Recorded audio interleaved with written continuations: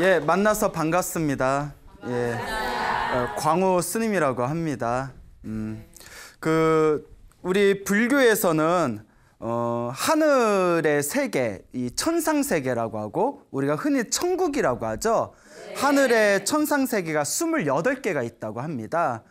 뭐 다른 종교에서는 천국이 하나가 있다고 보지 않습니까? 근데 불교에서는 이 하늘 세계가 28개 하늘 세계가 있다. 그래서 28천이라고 부르죠. 예, 수직으로 28개의 세상이 있는데 우리 불교에는 이런 이야기가 있습니다. 사람들은 하늘에 있는 신들을 부러워하고, 그렇죠, 여러분. 예, 정말 하늘에 천국이 있고 그 천국에 신들이 있다며 우리 인간은 그 하늘의 신들을 부러워하지 않겠습니까? 그래서 인간은 하늘의 신들을 부러워하고 하늘에 있는 신들은 수행자, 마음을 닦는 수행자를 존경한다라는 그런 이야기가 있습니다. 자, 그래서 우리 불교에는 그 28개 하늘 세계에서 밑에서 두 번째 하늘 세계를 도리천이라고 부릅니다. 여러분 그 도리도리라는 얘기 들어보셨죠? 예, 그거하고는 상관없고요. 도리천이라는 하늘 세계가 있는데 이 도리천이 33개의 구역으로 나누어졌다 해서 33천이라고도 부릅니다. 그래서 도리천을 33천이다라고도 이야기를 하는데 이 33천, 도리천을 지배하는 하늘의 천왕이 우리가 흔히 말하는 제석천왕입니다. 그래서 제석천이라고 표현을 하고요. 저 팔리어 경제에서는 사카천왕이라고 부릅니다. 사카천왕이라고 부르고, 또 옛날 중국의 큰 스님들이 쓰신 책에 보면 그 도교의 옥황상제라고 있어요. 들어보셨죠? 네. 그 도교에서 말하는 옥황상제가 바로 불교에서 말하는 제석천왕하고 같은 존재이다라고 말씀하신 큰 스님들의 그 저서도 있습니다. 네. 자, 어쨌거나 이 하늘의 신, 이 제석천왕은 이제 전생에 우리와 똑같은 평범한 남자였다고 합니다. 그냥 평범한 중생이었는데 전생에 살아생전에 다른 사람들을 위해서, 타인을 위해서 봉사를 많이 하고 복을 많이 지었기 때문에 죽은 뒤에 하늘 세상의 왕이 되었다.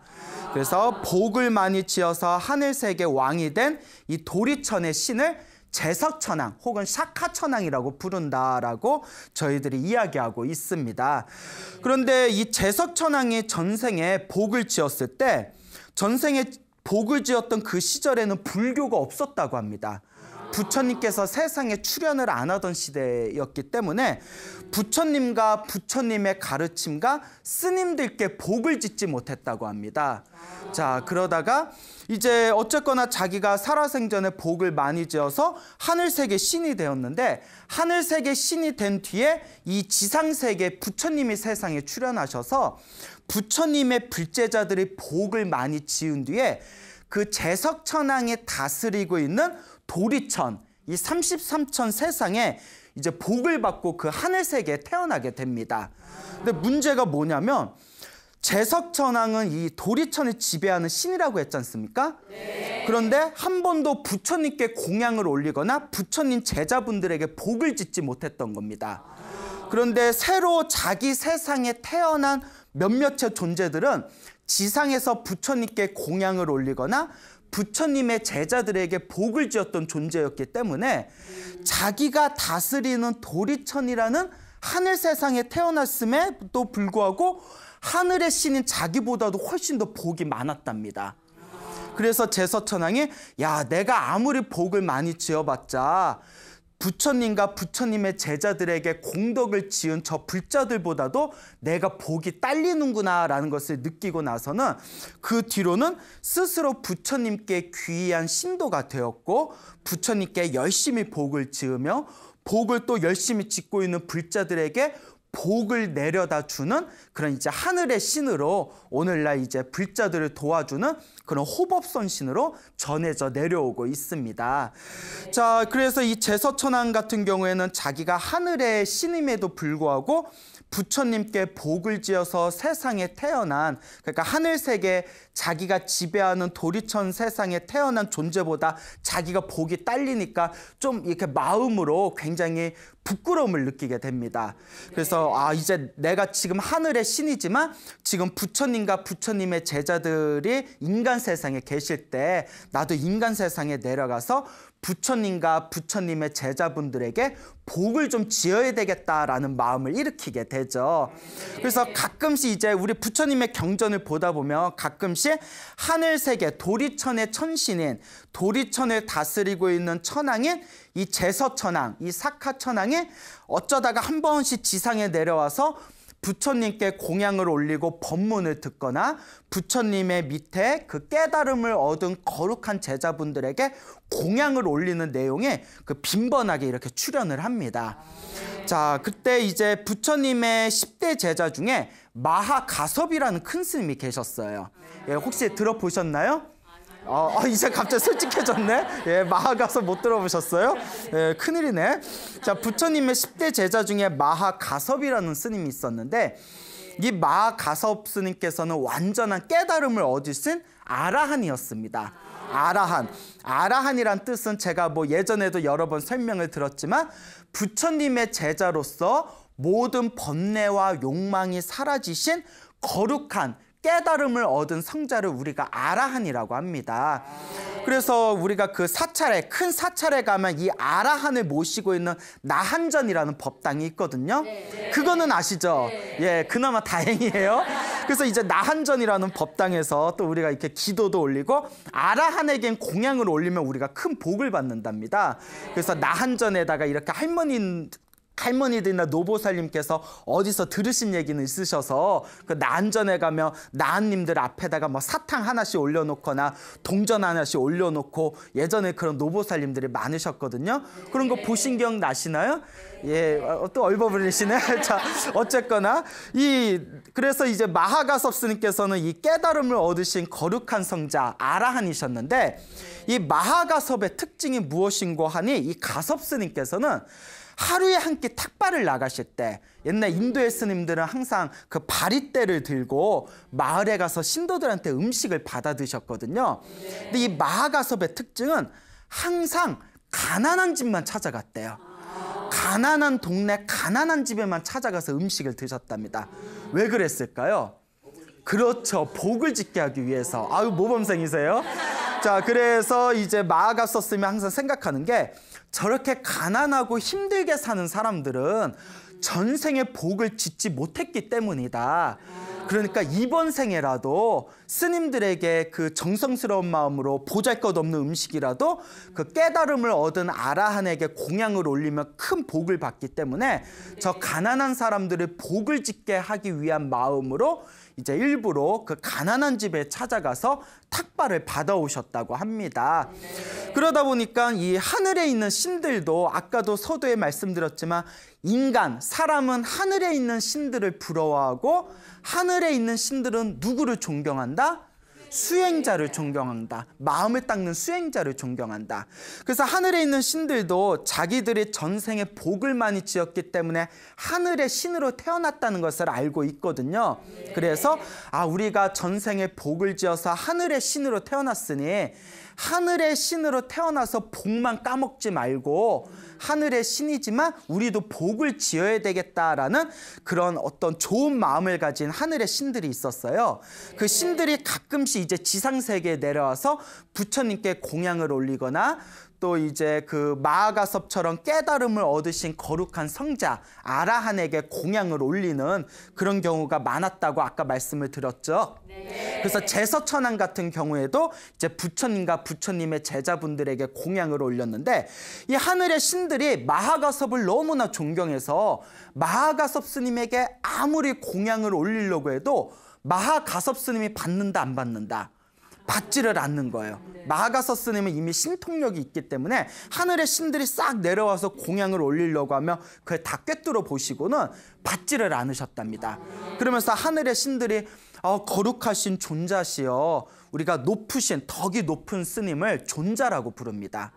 예, 그리고 장로라고도 불러요. 여러분 다른 종교에 보면 뭐 장로회 뭐 이런 거 있지 않습니까? 장로라는 한자 단어가 불교에서 나온 거예요. 그래서 덕이 높고 수행이 높으신 어른씀을 장로라고 부릅니다. 예, 막 가져다 쓰네요. 예, 자 어쨌거나 그래서 장로시여 존자시여라는 표현을 쓰는데 하늘의 신들이 마아가섭에게 존자시여 저희들도 복을 지으려고 합니다. 저희들이 복을 짓도록 저희들의 공양을 받아주십시오 하면 마아가섭 스님이 아니다. 그대들은 지금 이렇게 훌륭한 복을 가지고 있는데 다른 가난하고 불쌍한 사람들을 위해서 복 짓는 기회를 양보해라. 나는 오늘 하루에 한 번씩 먹는 이 탁발의 음식을 가난한 사람들에게 복을 짓게 하고 싶다. 그런데 너희들은 어서 물러가라. 이런 식으로 이제 마아가섭 스님이 굉장히 이제 고지식한 분이었대요.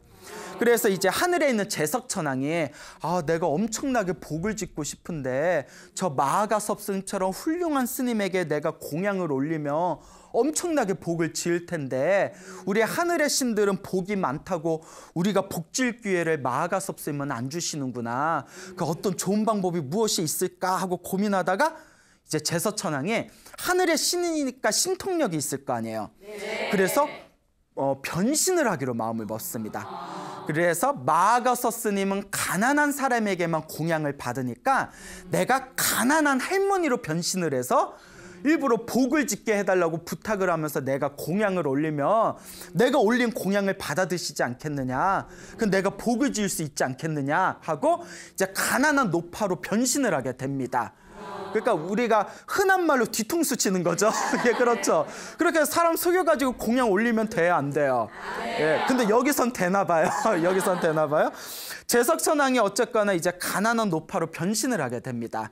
지상에 내려와서 가난한 노파로 변신을 한 뒤에 이제 그 초가집, 아주 허름한 초가집에서 가만히 마아가섭 스님이 지나가기를 기다리고 있습니다. 그래서 마아가섭 스님이 그 근처의 동굴에서 이렇게 수행을 하시다가 점심때가 되니까 내가 마을에 가서 탁발을 해야 되겠다고 바리떼를 들고 이제 가난한 쪽 이제 사람들이 살고 있는 마을로 발걸음을 이제 향하게 됩니다. 그래서 마아가섭 스님이 딱 지나가는 그 길목에 제석천왕이 무엇으로 변해서 기다리고 있다고요? 가난한 노파, 가난한 할머니를 딱 기다리고 있다가 마아가섭 스님이 싹 지나가니까 신임, 신임 하고 이제 부르는 거예요. 신임 하고 부르니까 가섭 스님이 딱 보고 이제 가난한 노파니까. 근데 마아가섭 스님이 신통력이 뛰어나셨다고 하는데 그걸 꿰뚫어 봤어요? 못 꿰뚫어 봤어요? 예, 못 꿰뚫어 봤어요. 예, 못 꿰뚫어 봤습니다. 그러니까 제석천왕한테 이제 홀딱 이제 속게 되는 거예요. 자, 그러니까 이제 제석천왕이 신임, 신임 이제 가난한 노파로 변해서 스님 지금 어디에 탁발 가십니까? 하니까 이제 마아가섭 스님이 예, 제가 이제 뭐 탁발을 가서 공양을 얻고자 합니다. 하니까 할머니께서 제가 전생에 지어놓은 복이 없어서 이렇게 이번 생에 가난하게 삽니다. 제가 죽기 전에 복 좀 지을 수 있게 부족하게나마 제 공양을 받아주십시오 이러는 거예요. 그 제석천왕이 딱 보니까 어차피 자기가 탁발을 받는 목적이 가난한 사람들에게 복을 짓게 하기 위함인데 그 때마치 가난한 할머니께서 부탁을 하니까 마아가섭 스님이 그러면 오늘의 공양은 우리 보살님, 노보살님께 받겠습니다. 할머님께 받겠습니다 하고 바리떼, 당신의 바리떼를 이렇게 건네줍니다. 그러니까 이제 가난한 노파로 변한 제석천왕이 그 이제 가섭 존재가 주신 바리떼에다가 자기가 하늘에서 가져온 진수성찬을 이렇게 담아주는데 하늘에서 가져온 그 향기롭고 맛있는 진수성찬을 부어주면 가섭 존재가 딱 눈치채고 안 먹을 수가 있잖아요. 그래서 신통력으로 하늘에서 가져온 그 맛있고 향기로운 진수성찬을 그냥 찌꺼기 같이 먹다 남은 찌꺼기 누룽지 같이 이렇게 변신을 또 시켜버립니다. 참 공양 한번 올리는데 별짓을 다 해요. 저 어쨌거나 이제 바리떼에다가 하늘에서 가져온 진수성찬을 가득 담아서 자기 제석천왕의 신통력으로 이제 찌꺼기 그런 누룽지 같은 먹다 남은 음식으로 이렇게 이제 변신을 한 뒤에 가섭 스님한테 다 올리면서 스님 괜찮으시다면 제가 공양을 올린 이 앞에서 공양을 드셔주실 수 있겠습니까? 그러면 제 마음이 더욱 환희와 기쁨이 가득할 것 같습니다 이러는 거예요. 그러니까 공양 올린 걸 정말 앞에서 먹나 안 먹나 이걸 전문 용어 4글자로 뭐라고 하죠? 확인 사살이라고 하죠. 예, 한번 봐야 되는 거예요. 확인 사살을 해야 되는 거예요. 그러니까 가섭스님께서 그게 부탁이라면 내가 얼마든지 할 수 있다고 하면서 가섭스님의 손을 깨끗하게 닦은 뒤에 그 바리떼 있는 음식을 쪼물딱쪼물딱 해서 입에 딱 깨무는 순간 입안에서 세상에서는 맛볼 수 없었던 향긋하고 아름다운 그 맛이 입에 사르르 녹는 거예요. 예, 왜 갑자기 감정이입을 하세요? 예, 배고프세요? 예, 점심 드셨어요? 어쨌거나 입안에서 맛있는 음식이 확 퍼지면서 가소스님의 앞불사, 그리고 당신의 신통력으로 다 이렇게 그때서야 살펴보니까 그 가난한 노파는 누구였고 제서천왕이었고 자기에게 공양 올린 그 누룽지 밥은 무엇이었고 하늘에서 가져온 진수성찬이었던 것을 꿰뚫어 보게 됩니다. 근데 이왕 입에 대서 삼켰으니까 먹긴 먹은 거잖아요. 그러니까 마하가섭스님이 인상을 찌푸리시면서 제석천왕이요, 그대는 이와 같이 훌륭한 복이 있는데 무엇 때문에 만족할 줄을 모르는가?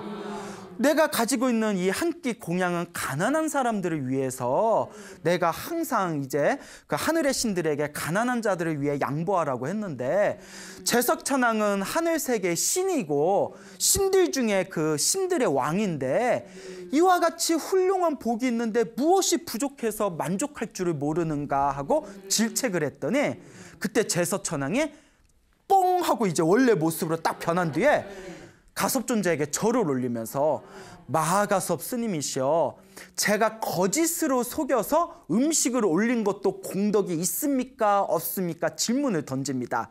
자기 땅이 그래도 찔리긴 찔린 거예요.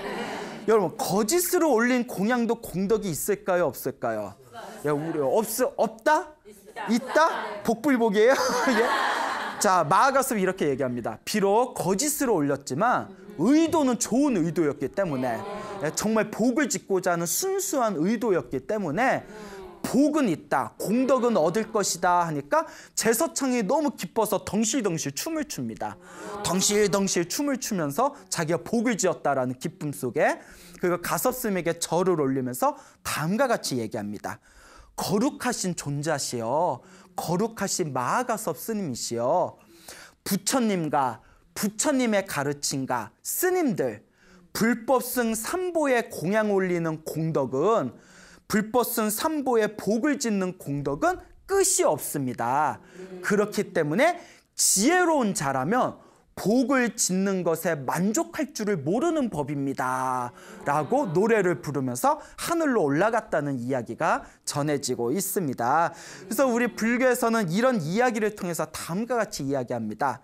하늘을 다스리는 신조차도 이와 같이 부지런히 복을 짓는 것을 기뻐하고 항상 부지런하게 복을 짓는데 하물며 지지리도 복도 없는 중생들은 왜 복을 짓지 않는가?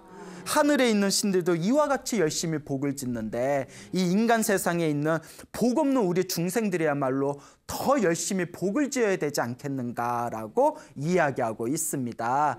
그래서 불교에서는 다음과 같은 가르침이 있습니다. 여러분, 보시라는 말 들어보셨죠? 네. 보시는 누군가에게 베푸는 것을 뜻합니다. 네. 그래서 부처님께서는 만약에 누구든지 보시의 공덕을 내가 누군가에게 베풀어서 얻을 수 있는 이 공덕, 보시의 공덕을 자기 눈으로 볼 수만 있다면 설사 굶어 죽는 한이 있더라도 혼자서 밥을 먹는 사람은 없어질 것이다. 그러니까 자기 혼자서 밥을 먹는 건 자신의 욕심을 채우기 위함이잖아요. 그런데 그 자그마한 밥 한 덩어리라도 누군가와 나누어서 먹을 수 있는 그 보시의 공덕을 베푸는 사람은 다음 생에라도 엄청난 복을 짓게 된다는 것이죠. 그래서 불교에서는 그 길을 지나다니는 축생 있죠. 뭐 개라 강아지라든가 고양이라든가 개미 새끼 하나라도 그런 짐승이나 벌레를 우리 불교에서는 축생이라고 합니다. 뭐라고 한다고요? 축생. 그러니까 우리 가끔 무협지 보면 악인, 악당에게 가끔 이제 요구할 때 이 축생보다도 못한 놈아 뭐 이런 표현을 쓰잖아요. 짐승보다도 못한 놈아라는 뜻이지 않습니까? 짐승, 축생에게 먹이 하나를 주더라도 복이 있답니다. 복이 있대요. 지나가는 개미에게 사탕 하나를 던져줘도 복이 있다고 합니다. 그런데 축생에게 복을 짓는 것보다 사람에게 베푸는 게 더 공덕이 크답니다. 사람에게 베풀어도 똑같은 사람보다 착한 사람에게 베푸는 게 공덕이 더 크답니다. 착한 사람들 중에서도 수행자, 마음을 닦는 수행자에게 베푸는 공덕이 훨씬 더 큰 복을 받는답니다. 그리고 수행자들 중에서도 아까 마하가섭 스님처럼 깨달음을 얻으신 아라한이나 부처님께 공양을 올리는 공덕이 가장 세상에서 뛰어난 공덕이다라고 부처님의 경전에 전해져 내려오고 있습니다.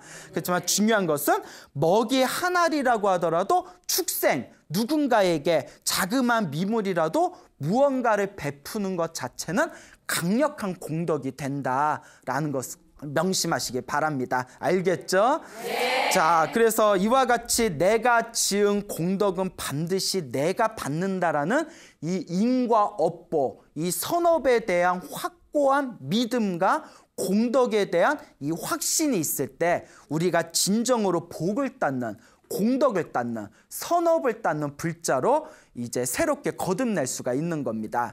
그러니까 우리가 불법, 부처님의 가르침을 공부하는 불자는 스스로 한번 점검을 해봐야 됩니다. 나는 정말 인과응보를 믿는가? 나는 정말 윤회를 믿는가?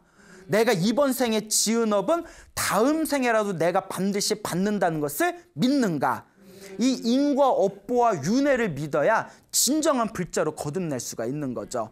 그런데 윤회도 믿지 않고 인과 업보도 믿지 않으면 그 사람이 선업을 지을까요? 안 지을까요? 그렇죠. 내가 지은 업은 반드시 내가 받는다라는 인과 업보의 확신이 없으면 그러니까 나쁜 짓을 하더라도 죄책감이 덜할 거고 선업을 짓더라도 스스로 의미를 부여하는 게 훨씬 적어질 거 아닙니까? 그리고 윤회를 믿지 않으면 내가 이번 생에 열심히 선업을 짓고 복을 지어야 다음 생에라도 내가 더 좋은 몸을 받고 더 행복하게 살아갈 수 있다라는 인과 업보에 입각한 윤회의 사상을 믿지 않고 에휴 이번 생이면 다 끝나는 거야. 에이 다음 생이 어딨어. 다 스님들의 장사하려고 만든 말이야. 뭐 이런 식으로 인과 업보와 윤회에 대한 믿음이 없는 사람들은 이번 한 생이면 다 끝난다라고 생각하는 사람들은 아무래도 이번 생을 살아가면서 스스로 절제하는 힘이라든가 자제력을 잃고 마음대로 욕망에 휩쓸리면서 살아갈 확률이 더 커지겠죠. 네. 그렇기 때문에 선업의 공덕을 믿고 확고한 믿음을 가지고 인과 업보를 믿으면서 윤회 사상에 대한 그런 어떤 강력한 스스로에 대한 믿음이 그 중심을 잡을 때 진정한 불자의 첫걸음이 될 수 있다는 것을 우리 불자분들께서는 마음에 깊이 새겨두시길 바랍니다. 알겠죠? 네. 그래서 부처님의 이제 불교설화를 보면 이런 인과 업보에 확고한 믿음을 가진 사람들의 이야기가 굉장히 자주 나옵니다. 네. 그중에 또 재미난 이야기가 하나 있는데 옛날 부처님 당시 인도에 어느 그 거사님이 하나 있었다고 합니다. 근데 이 거사님은 목표가 평생 동안 1억 금을 모으는 게 목표였대요. 1억 금. 예, 1억 금의 재산을 모으는 게 목표였는데 이분이 평생을 오로지 일만 하면서 살았답니다. 오로지 1억을 모으기 위해서 1억 금을 모으기 위해서 1억 금을 모으기 위해서 1000만 금, 1000만 금, 1000만 금 모으다가 드디어 9천만 금까지 모았대요. 9천만의 금을 모았는데 이제 얼마만 더 채우면 돼요? 예, 그렇죠. 1000만 금만 더 채우면 되는데 너무나 이제 일만 하다가 그만 몸에 병이 들어버린 거예요. 제대로 써보지도 못하고. 그래서 이제 중병에 들어가지고 자리에 누워서 1000만만 모으면 되는데 1000만 금만 모으면 되는데 하고 끙끙 앓다가 이제 하루는 부인을 부릅니다. 부인을 부른 뒤에 이제 그 부인과 자기 사이에 나이가 어린 아들이 있었대요. 그래서 이제 부인의 손을 쏙 잡으면서 여보 1억 금을 모으기 위해서 평생 일만 했는데 1000만 금을 눈앞에 두고 내가 세상을 떠나게 됐어. 내가 세상을 떠나거든 부디 우리 하나뿐이 없는 아들에게 유언으로 네 아버지 평생의 소원이 1억 금을 모으는 거였으니 네가 열심히 일을 해서 마저 1000만 금을 채워라 라고 유언을 남겨주시오 하면서 세상을 떠나게 됩니다. 그래서 이제 장례식을 다 마친 뒤에 이 엄마가 이제 어린 아들을 부릅니다. 아들아, 아들아, 네 아버지가 1억 금을 모으려다가 1,000만 금 하나를 남겨놓고 9천만 금만을 모아둔 뒤에 이 세상을 떠나게 되었구나. 이 나머지 1,000만 금은 누가 채워야 된다? 네가 채워야 된다. 아버지의 유언이었다. 네가 꼭 성공을 해서 1억 금을 채워 아버지의 한을 풀어다오. 그러니까 아들이 예, 제가 할 수 있습니다 하더니 어머니, 제가 하루라도 빨리 1,000만 금을 채울 수 있도록 9천만 금의 재산을 다 저한테 주십시오. 제가 그걸 잘 부풀려서 1억 금을만 채우겠습니다 하는 거예요. 그러니까 아들이 너무 어린데 엄마도 약간 너무 앞서가는데 약간 불안한데, 근데 이제 어머니가 아들을 믿고 9천만 금을 다 줬는데 아들이 9천만 금을 받자마자 흥청망청 쓰는 거예요. 근데 흥청망청 어떻게 쓰냐? 가난한 집에 가서 가난한 사람들한테 나눠주고, 병든 사람들한테 가서 병든 자들에게 약값을 주고, 절에 가서 부처님과 스님들께 공양을 올리고, 이렇게 엄청나게 복을 짓습니다.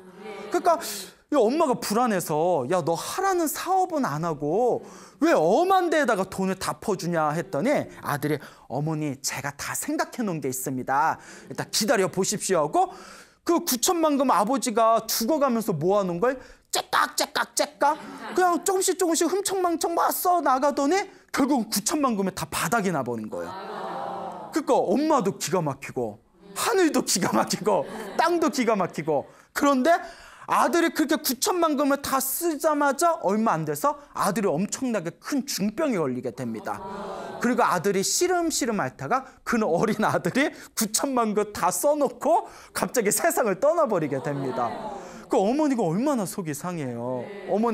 어머니는 아들이 모아둔 재산 다 그 다른 사람들 나눠주는데 다 써버렸지. 그리고 그 아들만 의지하면서 살았는데 이 아들은 또 세상까지 잃지. 세상을 이제 떠나버리고 말았지. 그 완전히 이 어머니가 세상에 혼자 남게 된 겁니다. 빈털터리가 돼서. 그러다가 이제 몇 개월이 지났을 때 그 근방에 80억 금을 가지고 있는 큰 부자가 있었대요. 80억 금. 그러니까 어마어마한 큰 부자가 있었는데 이 80억 금을 가지고 있는 이 부자가 항상 마음속에 혼자 고민이 있었는데 그게 재산을 물려줄 아들이 없었던 거예요. 그래서 아들만 있으면 하다가 나이가 80이 됐대요. 그러니까 나이 80에 아들 낳아요, 못 낳아요? 예? 낳아요? 예? 아니, 가끔 낳는 경우 있잖아요. 예? 왜 웃어요? 예? 가끔 뭐 80에도 가끔 뭐 아들 낳고 뭐 해외 토픽에도 나오고 하더라고요. 예? 그래서 뭐 비결이 뭡니까? 뭐 이렇게. 그러니까 이 80이 된 80억 금의 큰 거부가 항상 아들 노래를 부르다가 자기가 데리고 있는 처첩 중에서 드디어 애를 갖게 된 겁니다. 애를 딱 가지게 되니까 너무너무 기뻐가지고 오기야 금이야 자기 이제 아이를 임신한 이제 그 첩을 그냥 애지중지 아끼다가 10개월이 지난 뒤에 드디어 떡두꺼비 같은 아들을 낳은 거예요. 그러니까 나이 80에 아들을 낳았으니, 그토록 고대하던 아들이 낳았으니 비결이 뭘까? 하여튼요. 그 아들을 눈에 넣어도 아파요, 안 아파요? 아예 아프죠. 눈에 넣으면 다 아프죠. 왜 안 아파요? 눈 찢어지죠. 어쨌거나 그 아들을 낳고 나니까 너무나 이제 기뻐가지고, 그런데 큰 문제가 생긴 겁니다. 아들이 젖을 먹지 않는 거예요. 아들이 울기만 하고 젖을 먹지 않으니까 애는 이제 젖을 안 먹으니까 자꾸 말라갈 거 아니에요. 그러니까 얘 이러다가 굶어 죽는 건 아닌가. 그 이제 난리가 난 거예요. 그러니까 이 가진 게 이제 돈밖에 없잖아요. 그러니까 널리 이제 선전을 합니다. 내가 늙음하게 아들을 낳았는데 도저히 젖을 먹지 않는다. 누구든지 내 아들이 젖을 먹게 해준다면 내가 후하게 내가 상금을 내리겠다. 그래서 수많은 그 난다 긴다 하는 뭐 베테랑 20-30년의 유모들이 그 집에 몰려가가지고 애 젖을 먹이려고 온갖 방법을 다 썼는데도 애기가 어찌나 고집이 센지 젖을 먹질 않는 거예요. 그렇게 이제 시간은 계속 흘러가고 이 부자 할아버지는 가슴이 바싹바싹 타고, 그러다가 그 9천만 금의 재산을 가지고 있다가 아들이 9천만 금을 사람들한테 다 나눠주고 세상을 떠나버린 그 홀어머니 있잖아요. 그 그 홀어머니가 우연히 이제 먹고 살 게 없으니까 아이고 이놈의 자식놈의 죽으려면 그냥 죽지 돈까지 다 써버리고 죽나 뭐 속으로 그런 생각이 했겠습니까만은 그 먹고 살 길이 막막할 때 누가 그 저 80억 금을 가진 큰 억만장자가 있는데 아들을 낳았는데 그 아기가 젖을 안 먹는다고 하더라. 누구든지 젖을 먹게 하면 큰 후한 상금을 준다고 한다더라 라는 소문을 듣고 혹시 하는 마음에 가봤대요. 그렇잖아. 뭐 가서 도전해 볼 수는 있잖아요. 그래서 딱 가봤더니 제가 한번 도전해 보겠습니다 하니까 그 할아버지가 아유 지금까지 오만 사람들이 다 왔는데도 성공을 못했는데 자네가 한데 성공을 하겠냐마는 그래도 왔으니까 그래 우리 애기나 한번 보고 가보렴 뭐 가보세 뭐 이러니까 이렇게 가봤더니 애기가 막 울고 있다가 그 홀어머니가 딱 들어오는 순간 방긋 웃는 거예요.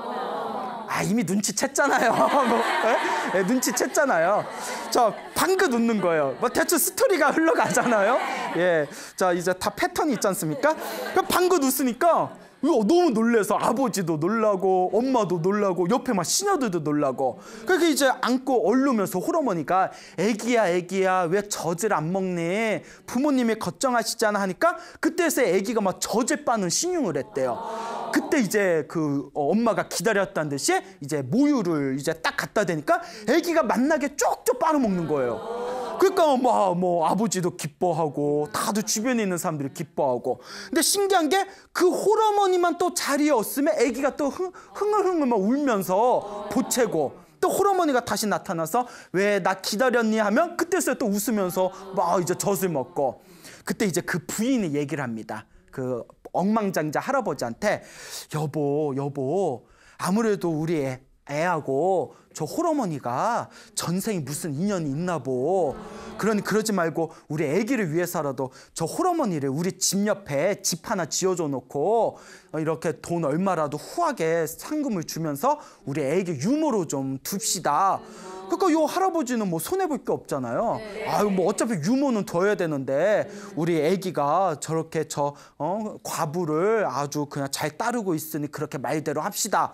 그 자기네 집 옆에다가 아주 좋은 집 하나 지어줘 놓고 매달 그냥 뭐 이렇게 캐시를 다 이제 계좌이체 해주고 예? 그리고 이제 또 뭐 이렇게 이제 우리 애 좀 잘 봐주시오 하고 이렇게 유모를 이렇게 잘하게 되었는데 같이 이제 그 홀어머니 그 과부 이제 그 유모와 이렇게 이제 놀다가 애기가 같이 이렇게 놀다가 갑자기 딱 쳐다보더니 나 몰라보겠어요? 이러는 거예요. 갑자기 호러물이 돼버리네.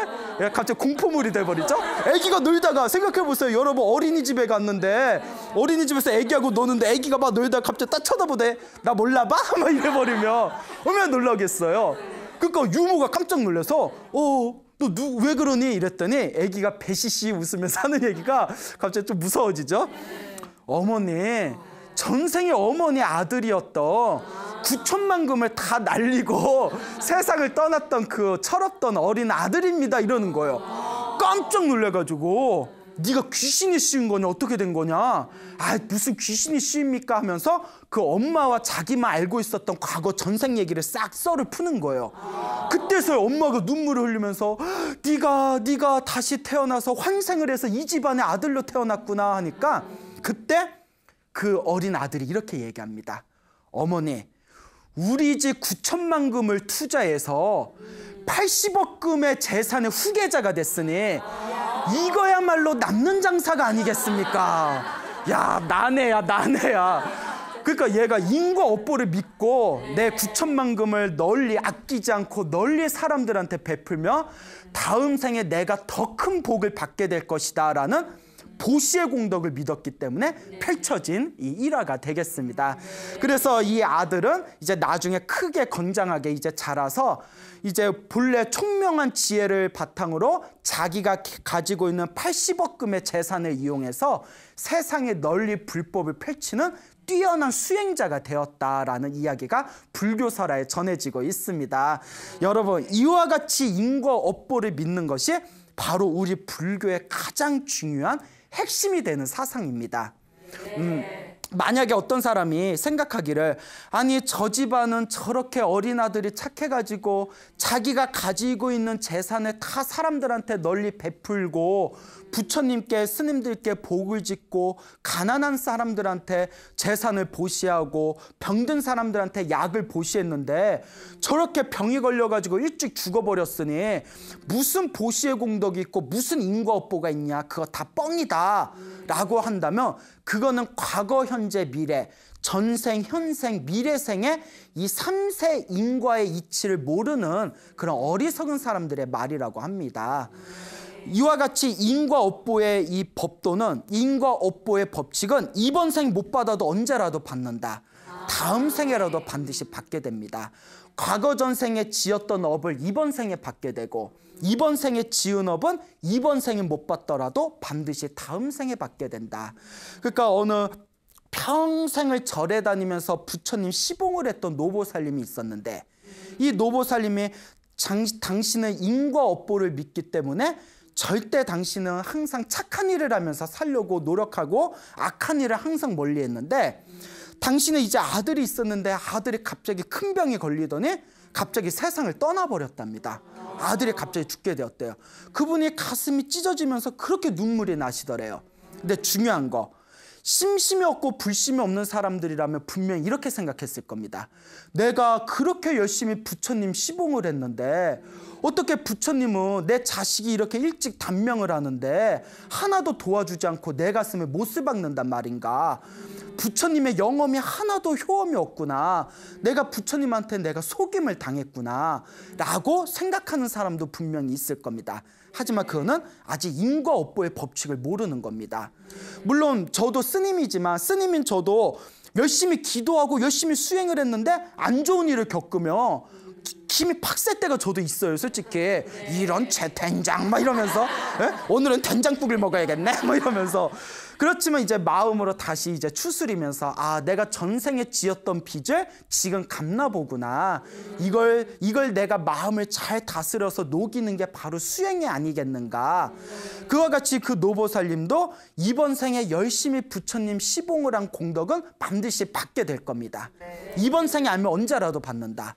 다음 생에라도 받는다. 하지만 또 이번 생에 하나뿐이 없었던 아들을 세상에 일찍 떠나보내게 된 것도 그분이 지었던 당신이 풀어야 할 숙제였다는 것이죠.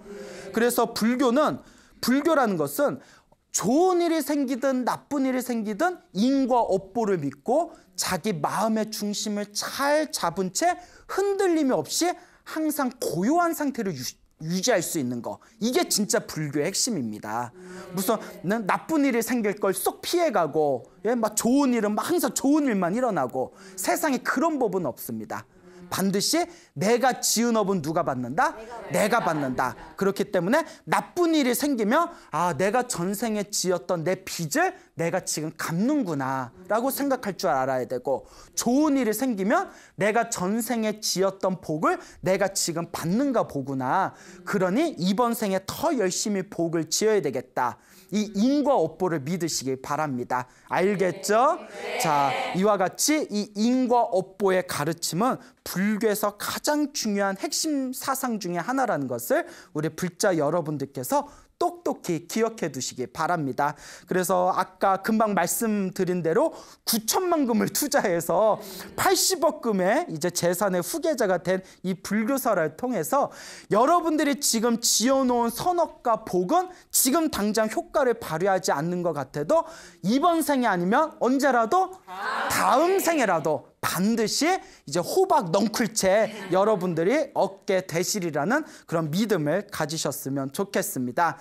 자, 그래서 우리 불자분들이 처음에 이렇게 스님들 강의를 듣고 법문을 듣고 공부를 하다가 아, 인과업보가 분명하구나. 내 업은 내가 받아야 되겠구나. 내가 지은 업보는 반드시 내가 받을 수밖에 없겠구나라는 믿음을 가지고 처음에는 열심히 복을 짓고 열심히 수행을 하다가 중간에 아무런 그런 효과 같은 게 느껴지지 않고 효험이 느껴지지 않으면 중도에 포기하시는 분들이 굉장히 많아요. 그렇죠, 여러분. 그래서 사람들이 좀 우직하게 밀고 가야 되는데, 스님 저 100일 기도도 열심히 했는데 왜 효과가 없어요? 스님 뭐 부처님한테 쌀도 올리고 초도 올리고 뭐 이렇게 힘들고 괴로운 사람들한테 나름대로 많이 베풀었는데 왜 저한테 뭐 이렇게 복이 별로 없는 것 같아요? 원하는 소원 성취가 안 돼요. 이런 어떤 급한 마음 때문에 복 짓는 것을 중간에 그만두시는 분들이 간혹 가다가 이제 있죠. 자, 그때 우리 불교에는 이런 비유가 있습니다. 그 옛날 멀리 인도에서 그 풍악을 울리는 그런 음악을 담당하던 그런 풍각쟁이가 있었다고 합니다. 그래서 이 풍각쟁이가 하루는 어느 부잣집에 찾아가서 부잣집 그 주인에게 제가 소가 급히 필요한데 소 한 마리만 빌려주십시오 부탁을 했답니다. 그 이 부자가 빌려주기가 싫은 거예요. 그래서 자꾸 피했대요. 나중에 빌려줄게, 나중에 빌려줄게, 나중에 줄게 막 이러다가, 근데 이 풍각쟁이가 자꾸 따라다니니까 너무 귀찮아서 무슨 생각을 하냐면, 그러면 네가 우리 집에서 매일 아침이나 낮이나 밤이나 항상 풍악을 올려라. 1년 동안 쉬지 않고 풍악을 올리면 내가 소를 그냥 한 마리 주겠다. 그러니까 이 풍각쟁이가 약속을 지키셔야 됩니다. 내 약속 지키지. 그래서 이제 풍각쟁이가 열심히 이제 풍악을 올렸대요. 아침이나 낮이나 밤이나 계속 풍악을 올리니까 몇 년만 울리면 된다? 1년만 울리면 되자고 1년을 막 울리려는 노력으로 막 풍악을 막 때렸는데 누가 먼저 지쳤을까요? 부자가 지쳐버린 겁니다. 아니 사람이 좀 조용하게 쉬어야 되는데 아침이나 낮이나 밤이나 계속 울리니까 며칠이 지난 뒤에 화딱지가 나가지고 야야 됐어 그냥 소 가져가 하면서 소를 그냥 줬답니다. 자, 이것이 무엇에 대한 비유인가 하면, 처음에 약속하기를 몇 년을 하라고 했죠?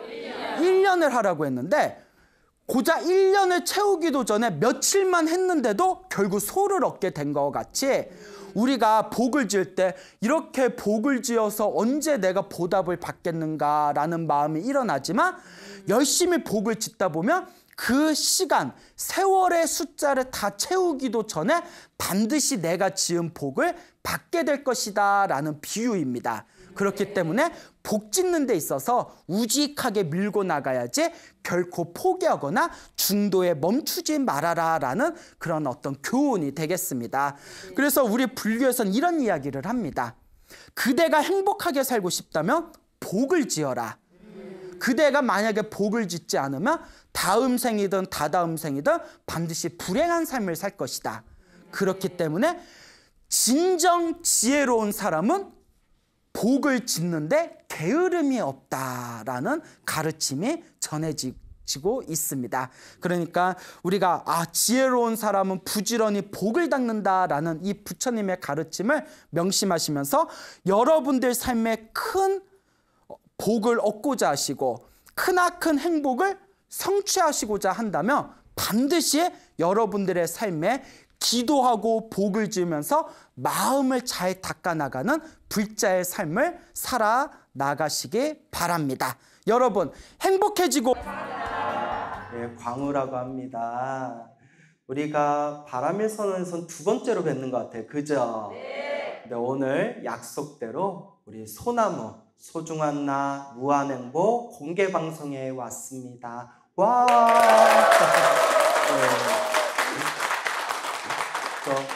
두 번째 왔지만 봐도 좋죠. 네, 거기 싫다고 하는 사람 누구야? 누구야? 예, 이렇게 또 여러분들 만나서 진심으로 반갑습니다. 제가 김해 우리 바람일선언, 이 바람일선언 주지 스님이신 우리 이내 스님, 또 제가 평소에 좋아라 하고 또 항상 이 바람일선언 올 때마다 느끼는 게 절이 어떻다? 예쁘다. 너무 예쁘죠? 그래서 왜 이렇게 절이 예쁜가 했는데 신도들이 예뻐서 그런가 봐. 예.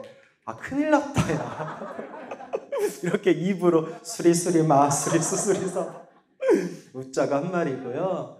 여하튼 이렇게 또 좋은 자리에서 또 이렇게 아름다운 법의 인연으로 여러분들 만나 뵙게 된 것도 우리가 숙세에 큰 인연이 있기 때문이 아닌가 생각을 해봅니다.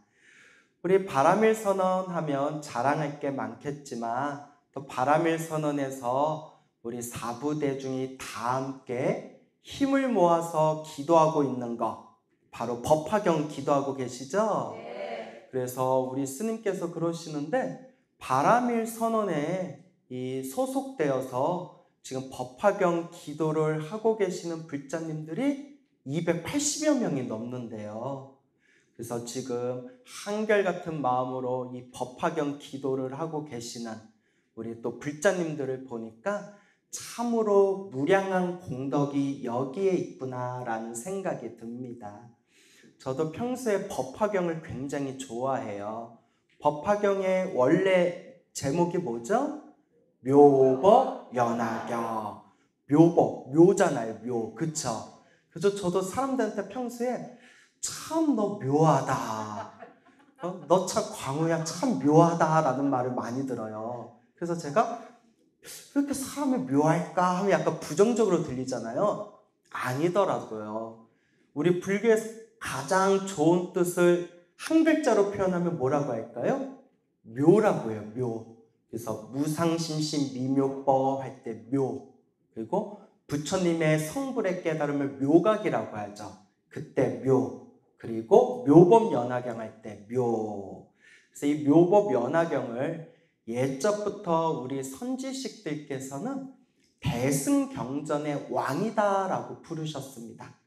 그래서 우리 부처님의 그 수많은 가르침과 8만 대장경의 가르침이 있는데 그 중에서도 가장 으뜸되는 경전이 바로 무슨 경이다?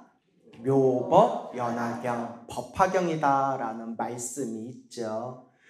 우리 한국 불교, 우리 현대, 근대, 현대, 근현대 한국 불교의 가장 큰 한 획을 그으셨던 큰 스님들 중에 한 분이 운자, 허자, 운어 큰 스님이라고 계셨어요. 들어보셨어요? 운어 스님, 잘 못 들어보셨구나. 표정들이 잘 모르네. 자, 이 운어 스님이 굉장히 여러분들이 들으면 하고 아실 만한 엄청난 업적을 남기신 큰 스님이세요. 운어 스님이 어떤 분이시냐? 일단 독립운동 출신이시고요. 독립운동을 하다가 이제 일본 순사들의 눈을 피해서 이제 절에 들어와서 잠시 몸을 의탁하고 있었을 때 부처님의 가르침을 만나고 마음에 큰 기쁨과 환희를 느끼고 머리 깎고 출가를 하십니다.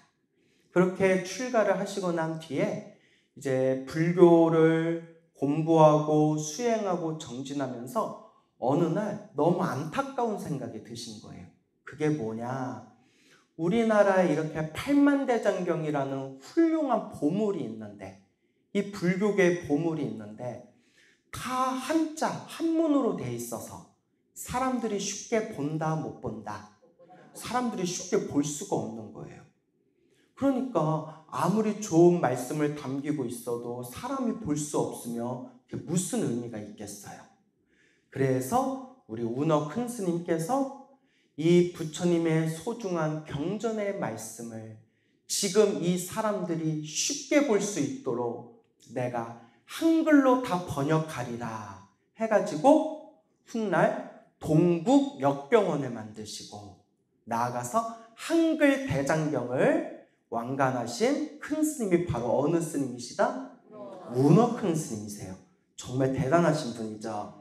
그래서 우리 스님들이 그리고 또 여러분들이 이렇게 쉽게 부처님의 가르침을 한글로 쉽게 볼 수 있는 가장 큰 공헌을 하신 분들 중에 한 분이 바로 운어 스님이세요. 근데 이 운어 스님이 평생 팔만대장경 번역하는 거에 온 힘을 기울이셨으니 얼마나 그 경전 공부를 많이 하셨겠어요. 근데 이 운어 스님이 제일 열심히, 제일 많이 보신 책이 수능엄경이라는 경전이었어요. 능엄경 들어보셨나요? 다행이다. 이것도 몰라요 하면 우리 사이 어색해질 뻔했어요. 이 능엄경이 여러분들 기도하는 불자라면 요새 많이 하고 있는 능엄주기도 있죠. 그 수능엄주라는 주문이 이 능엄경 안에 있어요. 그래서 이 능엄경이 옛날부터 이 깨달음의 경지를 완벽하게 표현하고 있다는 최고의 경전으로 손꼽혔는데 어렵기가 이루 말할 수가 없대요. 엄청나게 어려워서 옛적부터 이 능엄경을 뭐라고 했냐면 차돌 능엄이라고 불렀대. 뭐라고 불렀다? 차돌 능엄. 차돌, 돌멩이처럼 단단해가지고 도대체 씹어도 이빨이 들어가지 않는다는 거예요. 그 정도로 어려운 경전이 바로 능엄경이다라고 했는데 이 능엄경을 가장 많이 공부하시고 이 능엄경은 당대 최고의 전문가가 바로 운억 스님이셨어요. 그런데 예전에 어느 어른 스님이 운억 스님을 찾아가서 이렇게 여쭤봤대요. 스님, 우리 부처님의 경전이 팔만대장경이라고 해서 수많은 경전이 있는데 그 수많은 경전 중에서 딱 하나만 봐야 된다면, 딱 하나만 선택해야 된다면 무슨 경을 선택해야 되겠습니까? 무엇을 보면 좋겠습니까? 당연히 운억 스님이 뭐라고 하셨을까요?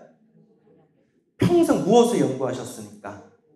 능엄경을 연구하셨으니까 당연히 능엄경을 봐라 라고 할 것 같았죠.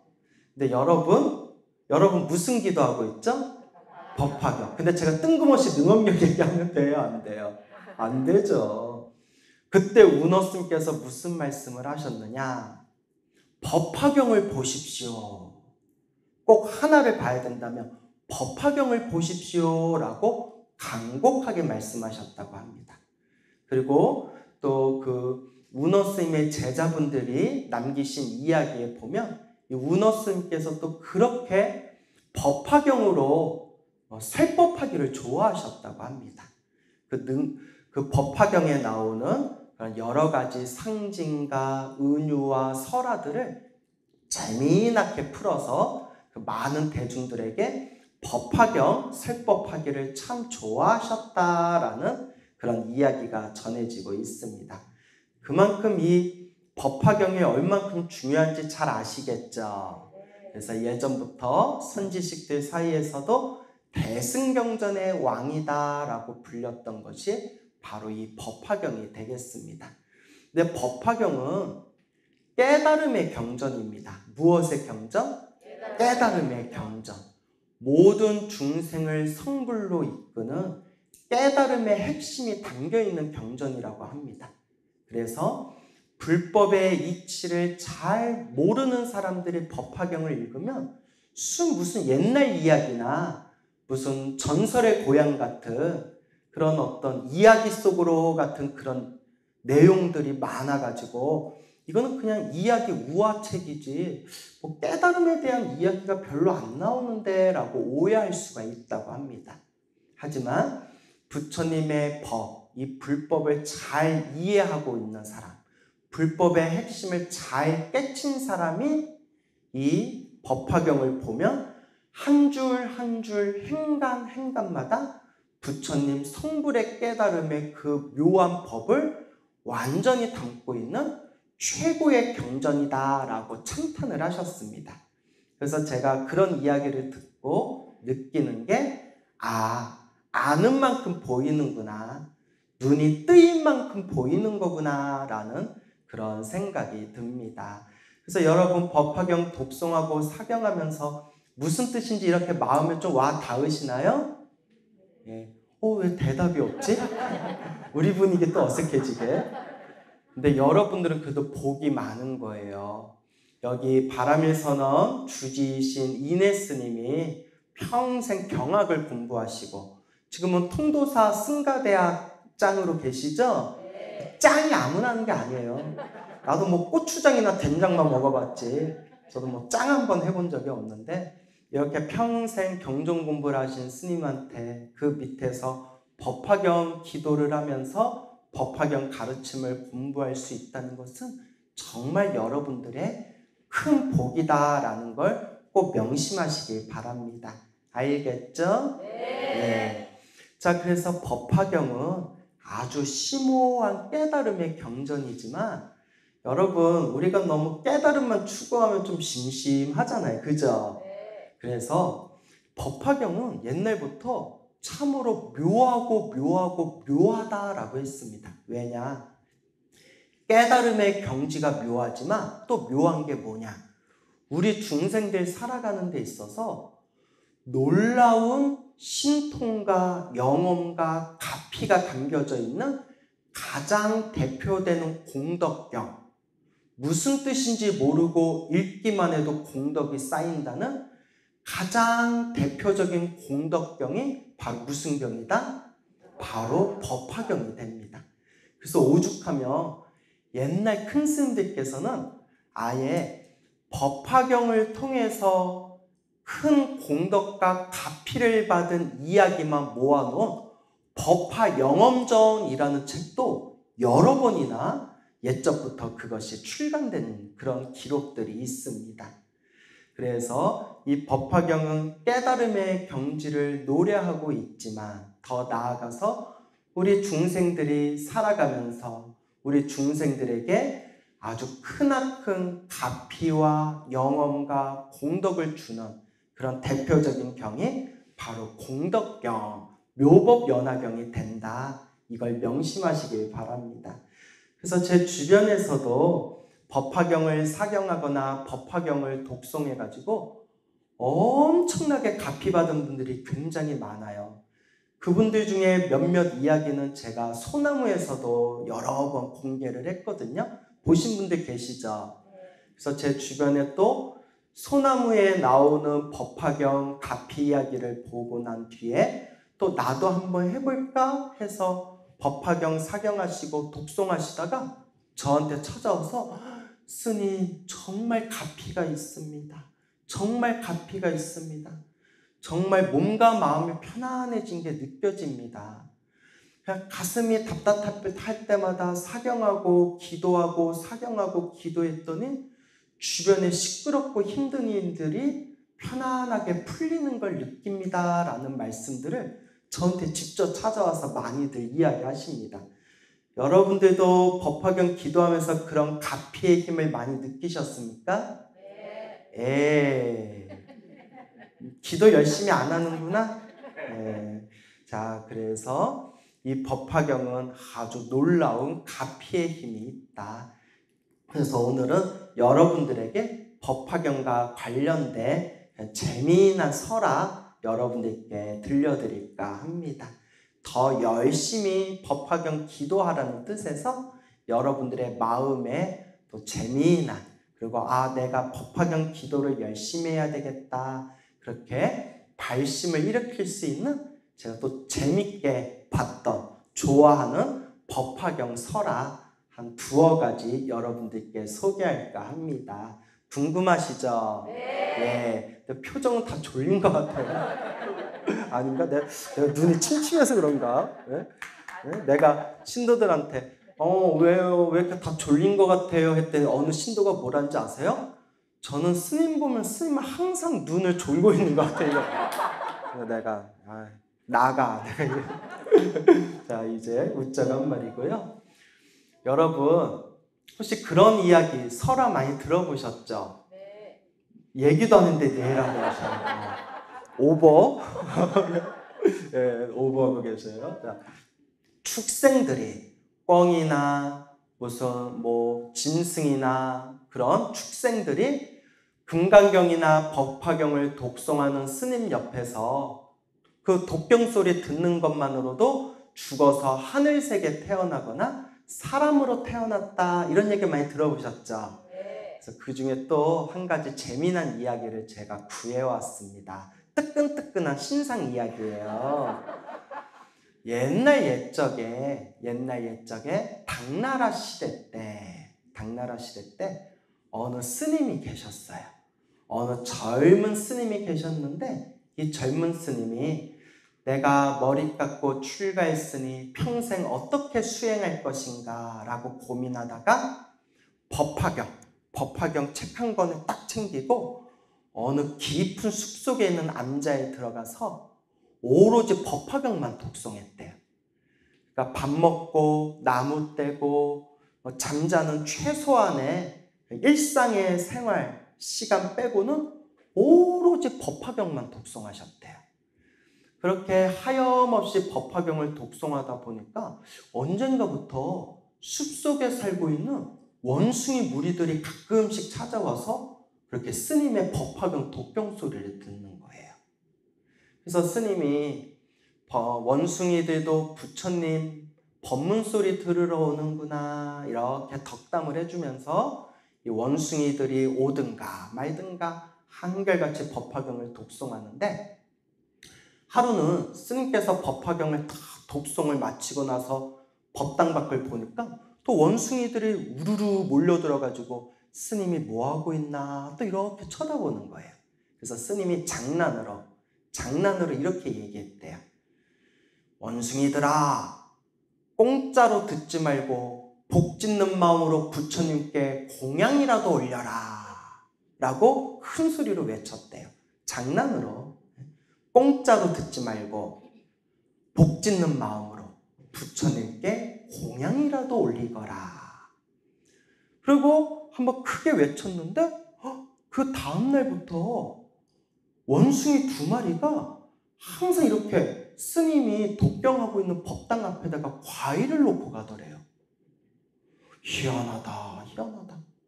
근데 그게 몇 날 며칠 동안 반복이 되니까 스님께서도 희한하다. 원숭이가 사람 말을 알아듣나? 원숭이들한테 장난으로 원숭이들아, 공짜로 듣지 말고 복 짓는 마음으로 부처님께 공양 올리거라 라고 얘기했는데 원숭이가 사람 말을 어떻게 알아듣고 이렇게 과일을 갖다 놓지? 그렇게 몇 날, 며칠, 몇 개월 동안 꾸준하게 원숭이 2마리가 항상 독경하는 스님의 그 법당 앞에다가 바나나도 갖다 놓고 사과도 갖다 놓고 두리안도 갖다 놓고 망고도 갖다 놓고 내가 먹고 싶은 거 뭐 깊이 생각하지 마세요. 하여튼 막 이렇게 갖다 놓은 거예요. 이렇게 이제 그게 갖다 놨는데 스님이 가만히 봤더니 원숭이 1마리는 수컷이고 또 다른 원숭이 1마리는 암컷이에요. 수컷하고 암컷이 그렇게 이렇게 과일을 갖다 놓는 거예요. 그래서 스님이 참 복짓는 저 원숭이들 기특하구나 해가지고 이름을 줘줬대요. 이름을. 수컷 원숭이는 복돌이라고 적고요. 그러면 복돌이 하니까 암컷은 뭐라고 줬을까요? 아유, 똑똑해. 야, 이거 하나 맞췄다 지금. 똑똑해. 복순이라고 했대요. 복돌아, 복순아 하면서 그렇게 원숭이들한테 이제 이름을 지어주게 됩니다. 수컷 원숭이는 복돌이, 암컷 원숭이는 복순이. 그렇게 몇 년 동안 스님의 법화경 독송 소리를 들으면서 그렇게 한결같이 과일을 따다 바치던 그 원숭이 2마리가 어느새 더 이상 보이지가 않더래요. 스님이 그리워서 원숭이들이 복돌아 복순아 어딨니? 복돌아 복순아 어딨니? 하는데도 나타나지가 않는 거예요. 그래서 스님이 아마도 세상을 떠났나 보다. 그렇게 세상을 떠났나 보다. 그래도 나와 인연을 맺은 이 인연 공덕으로 다음 생 좋은 몸을 받기를 바랍니다 라고 그 복돌이와 복순이를 위해서 이렇게 이제 축원을 해줬대요. 그렇게 몇십 년이 지났어요.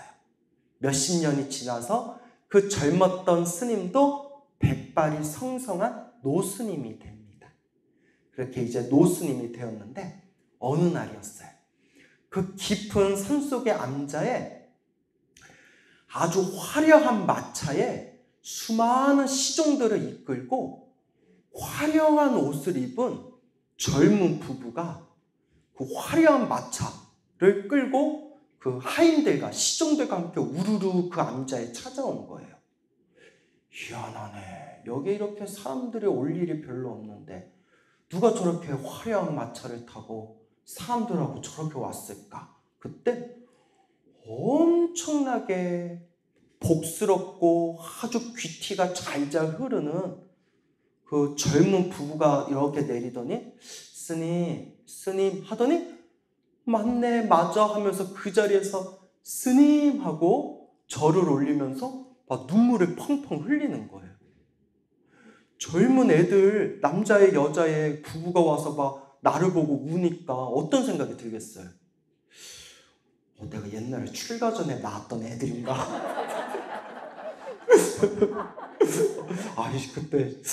그때 좀 뒤통수가 땡겼는데. 이보시오 젊은 부부, 나는 처음 보는데 왜 그렇게 서럽게 우는 거요? 하니까 이 젊은 부부가 하는 말이 참으로 놀라운 이야기를 하는 거예요. 스님, 저희 부부 이야기를 좀 들어보십시오.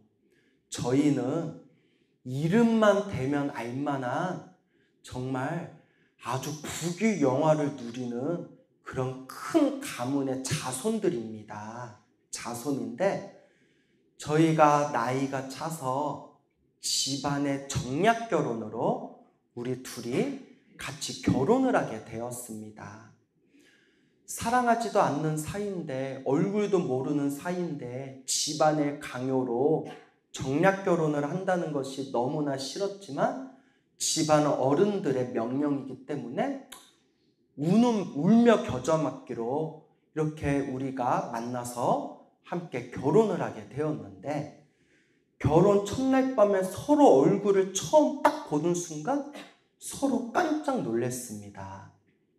마치 오래전 친구를 만난 것처럼, 오래전 연인을 만난 것처럼 너무나 얼굴을 보는 순간 너무나 마음이 기쁘고 너무나 마음이 편안하고 만족스러워서 두 손을 서로 얼싸안고 이거 인연인가 보다, 이게 인연인가 보다 하면서 서로가 그렇게 만족한 결혼 생활을 하게 되었는데, 근데 이상한 일이 생겼습니다.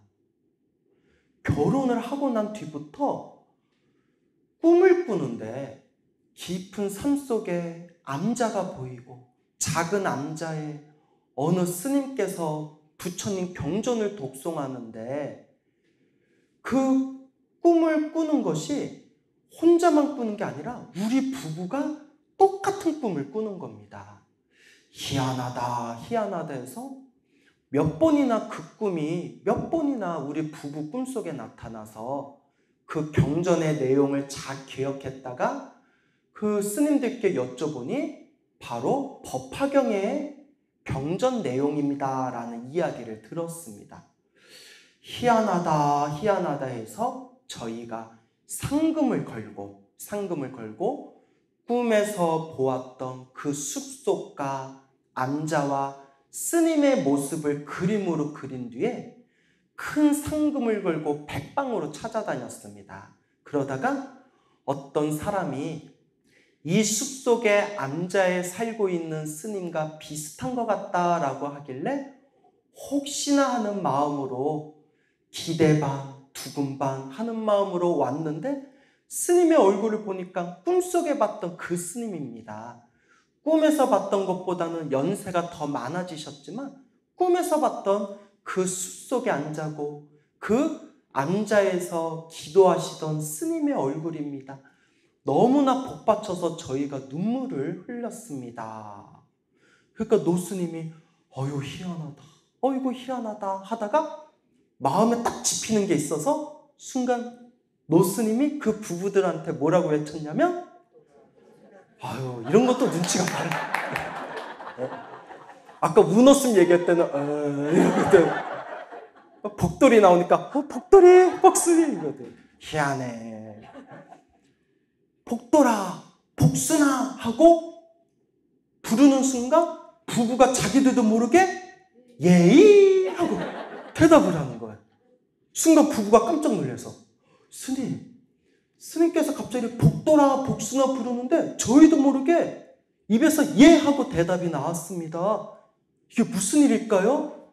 그때서야 스님이 그대들은 아마도 과거 전생 나와 인연이 있었던 수컷 원숭이, 암컷 원숭이였나 보구나 하면서 그때 그 스님께서 과거 전생에 있었던 그 원숭이의 이야기를 해주시면서 그때 내가 이름 지어준 복돌이와 복순이가 항상 부처님의 법화경 독경 소리를 듣고 또 때때로 부처님 법당에 과일 공양을 올린 그 공덕으로 이번 생에 원숭이들이 사람 몸으로 태어났고, 사람 몸으로 태어나도 복이 많은, 귀한 가문의 복이 많은 몸으로 태어났으니 이게 부처님의 인과법인가 보구나 하면서 서로가 얼싸안고 눈물을 흘리면서 기뻐했다고 합니다.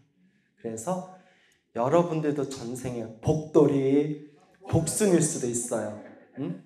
그때 기도하던 스님은 누구였을까요? 주지 스님? 네? 그래서 그때 인연으로 이렇게 또 사람 몸으로 태어나서 이렇게 또 법화경을 만나게 되었나 봅니다.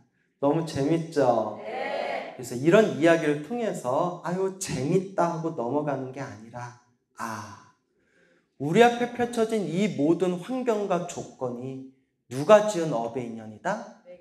내가 지은 업의 인연이구나. 그래서 저는 이런 이야기를 통해서 부족하게나마 꾸준히 복을 짓고 선업을 짓고 공덕을 쌓아야 되겠다. 자, 이와 같이 우리 앞에 펼쳐진 좋은 일도 나쁜 일도 내가 지은 업의 인연이다. 이렇게 내가 지은 업의 인연의 흐름 속에서 사람으로 태어나 소중한 부처님의 법을 만나고 그 소중한 부처님 법문 중에서도 대승경전의 왕이라는 법화경을 독송하고 사경하고 공부할 수 있다는 것은 여러분들이 과거 전생에 지었던 크나큰 성근이 있다는 증거고, 또 이번 생에 이 공덕을 잘 닦음으로써 여러분들이 또한 다음 생에 더욱더 큰 공덕을 얻게 될 것이다 라는 것을 마음속에 간절하게 되새기셔야 됩니다. 알겠죠? 네. 자, 그래서 또 재미난 이야기 하나를 더 해드릴까 합니다. 여러분, 법화경 독송하고 사경하고 법화경 공부하다 보면 솔직히 어렵다라는 생각 드시죠? 잘 외워지지도 않고 무슨 뜻인지도 잘 모르겠죠? 근데 옛날 옛적에 선지식들이 한결같이 하신 말씀이 있어요. 무슨 뜻인지 몰라도 귓가를 스친 것만으로도 무엇이 쌓인다? 공덕이 쌓인다. 송나라 시대 때 오직 법화경을 독송하는 것을 수행으로 정진하던 큰 사찰이 있었대요. 그 사찰의 이름을 법화대라고 불렀대요. 뭐라고요? 법화대라는 사찰이 있었대요. 온 사방에서 스님들이 몰려들어서 대중이 3,000명이 넘었대요. 그래서 3,000명의 대중 스님들이 법당에 다 들어갈 수가 없으니까 24시간을 2시간씩 조를 짜가지고 서로가 나눠서 조별로 법당에 들어가서 법화경을 독송했다고 합니다. 그때 어느 지방에서 사미 스님이 왔대요. 사미 스님은 20살이 되지 않은 미성년자 스님을 옛날에 사미 스님이라고 했어요. 그래서 나이 어린 젊은 스님, 이 나이 어린 젊은 사미 스님이 왔는데 글을 모르는 까막눈이에요. 그리고 머리가 되게 우둔했대요. 그 사미 스님이 아무리 법화경을 열심히 독경하려고 하더라도 자꾸 버벅거리고 그 법화경 글 몇 줄조차도 제대로 해석하지를 못했답니다. 그러니까 같은 조에 있는 다른 스님들이 그 머리가 우둔한 사미스님하고 함께 독경하는 거, 같은 조가 되는 것을 다 꺼려했대요. 사미스님이 너무 창피하고 부끄럽고 억울하고 분하고 막 속상한 거예요. 그러니까 그게 우울증처럼 그 부끄럽고 속상한 마음이 너무 깊어져서 우울증처럼 그게 마음에 감정에 병이 생겼나 봐요. 이 더러운 세상 살아서 뭐하냐 예라이씨 하면서 절벽에 올라가가지고 몸을 뛰어내려서 자살을 했대요. 그러니까 공부를 헛한 거예요. 그죠? 아니 법화경을 못하면 나무아미타불이라도 연구를 하면 되지. 그거 법화경 중 독경 못한다고 그걸 또 사람들한테 무시받았다고 자기 소중한 생명을 자살을 해요. 그 삼위스님이 공부를 헛한 거예요. 그가 이걸 업장이 두껍다라고 해요. 뭐라고 한다? 그 업장이 두꺼운 삼위스님이 막 그냥 어리석은 마음에 휩싸여서 자살을 하는 바람에 목숨이 끊어지자마자 지옥으로 뚝 떨어졌대요. 순식간에 염라대왕도 만나지 않고 지옥으로 바로 뚝 떨어졌대요. 이걸 전문 용어로 뭐라고 하죠? 하이패스라고 하죠. 하이패스. 지옥으로 가는 하이패스. 그래서 지옥으로 뚝 떨어져서 아이고 이렇게 떨어졌는데 주변에서 막 비명소리가 들리는 거예요. 내가 절벽에서 떨어진 것까진 기억이 나는데 내가 살았나 죽었나 하고 봤더니 지옥에 펄펄 끓는 그 확탄 그 가마솥 물에서 수많은 중생들이 고통에 막 처참한 비명을 지르면서 막 괴로움을 당하고 있는 거예요. 내가 지옥에 떨어졌나 보다. 경전의 말씀이 사실이었구나. 내가 지옥에 떨어졌구나. 어떡해? 무서워 하다가 생각나는 게 딱 하나밖에 없더래. 뭐밖에 없었을까요? 법화경도 묘법연화경. 딱 제목 하나 떠오르더래요. 머리가 너무 우둔하니까 뭐 하나만 떠올라요? 묘법연화경. 딱 제목 하나만 떠올라요. 순간 너무 무서워서 자기도 모르게 부처님 살려주세요. 묘법연화경 하니까 번쩍하면서 갑자기 지옥이 무너지면서 그 지옥에 아주 맑고 깨끗한 연못물로 변하고 가마솥에서 고통받던 그 죄인들이 다들 연꽃 위에서 시원한 바람을 맞으면서 고통에서 벗어나 있더랍니다. 뭐라고 외쳤는데? 야, 난 좀 오버 아닌가? 아니 무슨 묘법연화경 제목 한번 불렀는데 지옥에 무너지면 지옥에 떨어질 사람 하나도 없겠네. 하지만 저는 이제 그 옛날 선지식들이 만들어 놓은 법화경 영업록에 나온 거 그대로 말씀드리는 거예요. 묘법연화경 하는 순간 지옥에 무너지고 지옥에 펄펄 끓는 지옥의 불바다가 다 시원한 연못물로 변하고 그 죄인들이 연꽃 위에 이렇게 앉아가지고 고통을 쉬고 있으니 옥졸들이 놀래가지고 그 삼위스님을 모셔다가 염라대왕에다 데려줍니다. 염라대왕이 다 자초지종을 듣고 나서는 삼위여 삼위스님이여 그대에게 아직 남은 생이 있으니 내가 다시 돌려보내드리겠습니다. 부디 다시 돌아가며 부디 열심히 수행정진해서 큰 뜻을 이루소서 하면서 삼위스님을 다시 휙 하고 돌려보냈는데 삼위스님을 눈을 딱 떠봤더니 절벽 밑에 떨어진 채로 눈을 이렇게 뜬 거예요. 몸을 봤더니 다친 데가 없는 거예요. 꿈인가 생신가 하면서 절에 들어와가지고 대중들한테 겪었던 일을 얘기하니까 믿어요 안 믿어요 사람들이? 야, 이 자식이 이제 아주 독경하기 싫으니까 이제 뻥까지 치네. 그때 삼위스님이 다 법당에 들어가서 부처님께 향 하나 사르고 합장 3배를 올린 뒤에 부처님 제가 체험한 이 사실이 결코 거짓이 아님을 불보살님께서 증명하옵소서 하면서 그 순간 이 삼위스님의 업장이 우르르르르 무너지면서 그 불보살님의 증명이 펼쳐지며 삼위스님이 지혜와 총명이 터져버렸대요. 뻥 하고 지혜와 총명이 터지면서 그날 이후로부터는 법화경을 독송할 때마다 한 줄, 한 문구에도 뜻에 걸림이 없었고 그와 같이 일심으로 수행정진하니 나중에 훗날에는 법화대 3,000명 대중 중에 가장 으뜸이 되는 큰 스님이 되셨다라는 이야기가 법화정기라는 책에 전해지고 있습니다. 여러분 믿습니까? 예. 믿음이 있으면 무엇이 있죠? 복이 있습니다. 자, 이러니까 약간 전도하는 것 같아요, 느낌이. 자, 그래서 여러분, 제가 이 이야기를 왜 또 좋아하느냐. 그 사미 스님은 까막 눈에 머리가 우둔해가지고 법화경 몇 줄도 제대로 소화하지를 못했대요. 그리고 심지어 업장이 두꺼워서 자신의 어리석음과 분노를 이기지 못하고 절벽에 뛰어내려서 자살까지 하게 됩니다.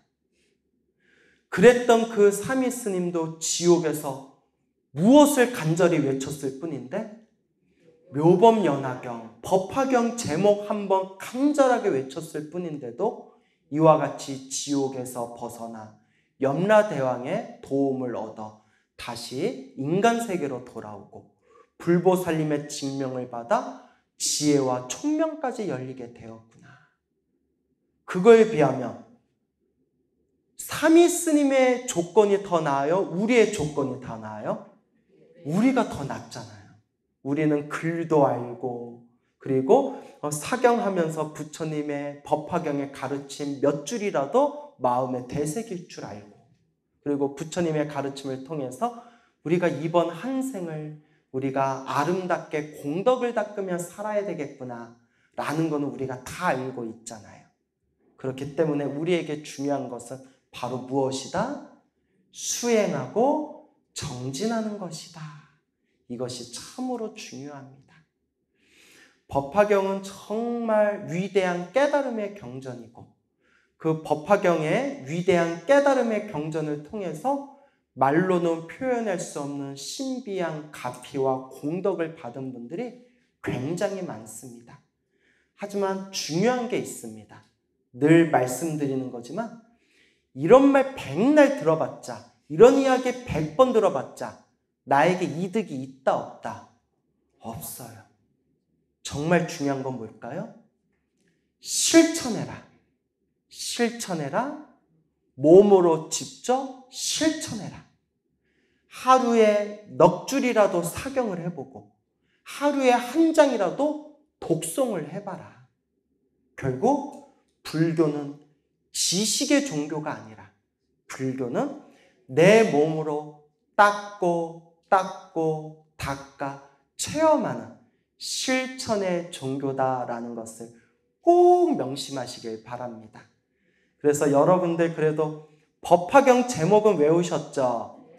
혹 여러분들이 언젠가 그럴 뿐은 없겠지만 혹시라도 언젠가 불심이 퇴타해서 절에도 안 다니고 기도도 안 하고 땡깡 부리면서 살다가 윽 하고 죽어서 혹 지옥에 떨어졌을 때 뭐 하나는 기억해놨으니까?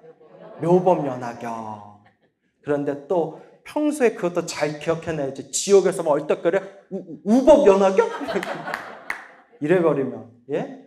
묘법 장미경? 이러면 묘법 국화경? 이래버리면 미치고 팔짝 뛰는 거예요. 중요한 것은 무엇 해야 된다? 실천해라. 체험해라.